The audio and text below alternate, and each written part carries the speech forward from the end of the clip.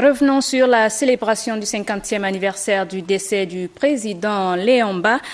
La rédaction de Gabon Télévision vous propose une biographie de ce grand homme d'État et de culture, père de l'indépendance du Gabon. Cabrel Guillain Lemami.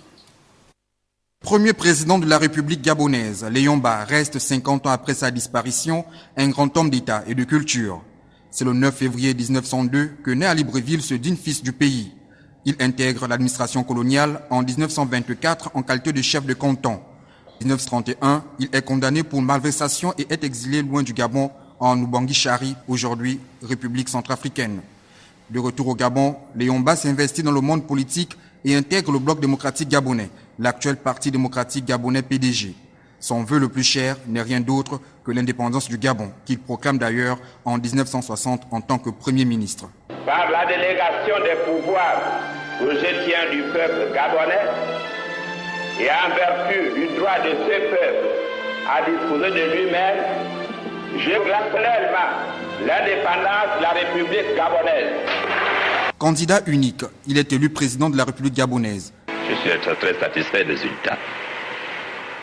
Si Libreville, la commune de Libreville et deux ou trois régions n'ont pas donné satisfaction, mais le reste du Gabon a donné entière satisfaction. Quelques années plus tard, pour cause de maladie, il lui faut un successeur. Et c'est le jeune Albert Bernard Bongo qu'il choisit, qui devient plus tard, en 1965, ministre délégué à la présidence de la République.